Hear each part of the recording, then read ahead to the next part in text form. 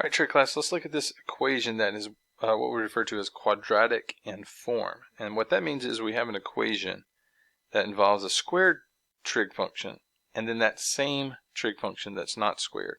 And it could possibly have a constant. This one has a 0 on the other side, but it could have like a +7 or something like that.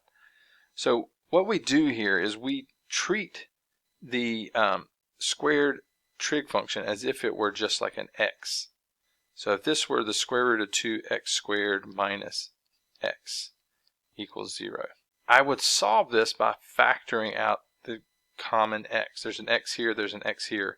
So I would factor out and I get an x times square root of 2 times x minus 1 equals 0. And then x could be 0. If this x were 0, then since I'm multiplying, I would get 0. Or if this thing in the parentheses were 0, because I'm multiplying, I would also get 0. So I set each of these pieces equal to 0. So if x equal to 0, or then that's solved. But if this one's equal to 0, I have to do a little algebra. So add the 1 over square root of 2 times x equals 1. Divide by square root of 2, I get x equals 1 over the square root of 2. Okay, and again, that could be rationalized since I have a root 2 in the bottom, and that would end up being square root of 2 over 2. Right? That's on the unit circle. Okay, this is the same thing, it's just not on the unit circle. So that's why we rationalize it, to make it to look like something that we see on that unit circle. All right, now we have to understand we're not done because we made cosine equal x. All right, so that means that cosine squared is x squared. So when I say x equals square root of 2 over 2 and x equals 0, what I'm really needing to do is solve where is cosine equal to 0 and where is cosine equal to the square root of 2 over 2. Okay, you don't have to do this substitution to x. You could have factored out cosine here and had something similar to this equation and just had cosine equals 0 and square root of 2 cosine minus 1 equals 0 and solve that. But I'll show you with the x's just so you can see that you've done something similar to this. Now in between 0 and 2 pi, I've got to find all the times that this happens. But then I also need to check to make sure, because we've got a squared variable here, I need to check to make sure that it actually does work. Alright, so where is cosine equal to 0? Again, look at your unit circle.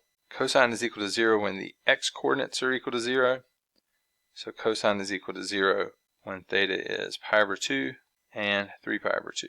Alright, but we also have to find where is cosine equal to square root of 2 over 2. So that happens, again, when x is square root of 2 over 2. That happens here. That also happens here. So that is pi over 4 and 7 pi over 4. Okay, but because it's quadratic, we have to check. Make sure you check these solutions. All right, one way you can check is with your calculator. I'm going to do the square root of 2 times, I have to put this in parentheses, cosine x, close it off, squared. All right, and then minus cosine x. All right, once you have that done, you can hit enter, and then you can go second mode, which is quit. And you're back at the home screen. Okay, now you want to plug these numbers in to make sure they work. So I would do vars, go over to y vars, enter on function.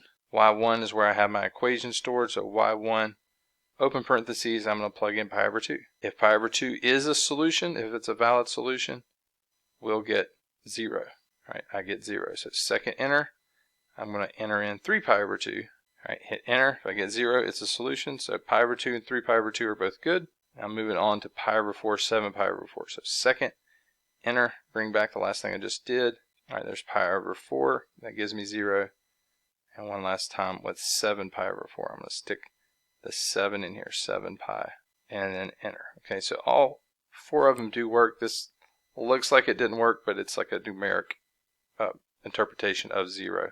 1e negative 13 means a 1 with 12 zeros after the decimal point. Sorry, a decimal point, and then 12 zeros, and then in the 13th place after the decimal point, a 1. So that's virtually 0. So this works as well. So all 4 of them work, and I can plug them in for my solution. All right, so there are my 4 solutions. I can check it and see that it is accurate. Okay, you can also graph this. So I have that in the y1 equation. All right, I could graph it. I'm looking where it's equal to 0. So on the graph, all right, in between 0 and 2 pi, 0, 2 pi for my window, my scale is again pi over 6. That's that decimal right there. I'm going to make this be negative 5 to 5, going up by ones, and I'm going to graph it. Alright, so you can see that it's barely nicking, it just barely crosses over the axis. So I'm going to actually make my window a little tighter. I'm going to make the minimum be -1, since I don't need all that space. There's a lot of negative space on that graph. That'll make it easier to see those places where it's crossing. So it's crossing here, and then it's crossing here and here. So we can see those 4 intersections. And then I can trace, what are the intersections. So one of the things you can do here, second, calculate, intersect. My first curve is that curve there. I'm sorry, I don't want to intersect. I want 0. Where is it equal to 0?